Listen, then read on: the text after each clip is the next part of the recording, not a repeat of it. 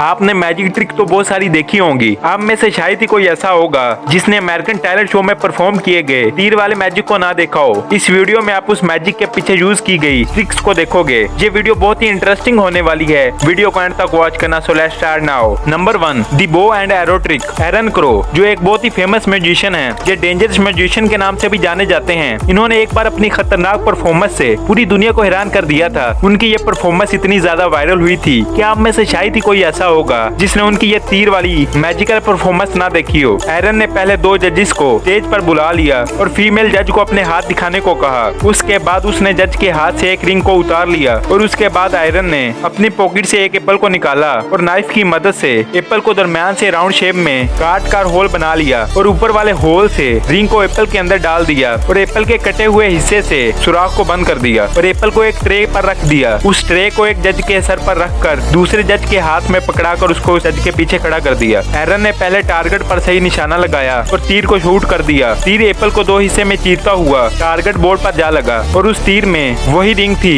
जो आयरन ने जज के हाथ से उतारी थी। ये देखकर वहाँ बैठे सभी जजेस और ऑडियंस हैरान हो गई। अगर आयरन का निशाना थोड़ा सा भी ऊपर नीचे हो जाता तो जज की जान भी जा सकती थी। तो अब जानते हैं आयरन ने ये सब कैसे किया, उस सीक्रेट के बारे में। नंबर 2, असल में आयरन ने कोई तीर शूट ही नहीं किया था। जो कुछ आपने अभी देखा वो सब एक इल्यूजन और आयरन के हाथ का कमाल था। ये सारी चीजें अलग अलग हैं जिनको सही टाइम पर सेट करके परफॉर्म किया गया है। तीर का चलना, एप्पल के 2 हिस्से होना और टारगेट पर जाकर तीर का लगना, ये सब कुछ एक टेक्निक की मदद से किया गया है। एक खास किस्म की मैकेनिज्म को यूज करके इस मैजिक को परफॉर्म किया गया है। दरअसल इस तीर कमान में एक सीक्रेट छुपा हुआ है। असल में इस कमान से तीर निकला ही नहीं बल्कि वो कमान में ही लगे एक मैकेनिज्म की मदद से वही राउंड हो जाता है और इसमें लगी लेजर लाइट्स लोगों का ध्यान भटकाने का काम करती हैं। वैसे देखने पर ऐसा लगता है मानो जैसे आयरन ने सच में तीर चलाया हो। नंबर 3, अब पर्दा उठाते हैं टारगेट बोर्ड से। दरअसल टारगेट बोर्ड में पहले से ही तीर को फिट किया गया था और इस काले कपड़े से तीर कुछ इस तरह से निकला जैसे सच में तीर इस पर आकर लगा है। इस तीर को एक रिमोट की मदद से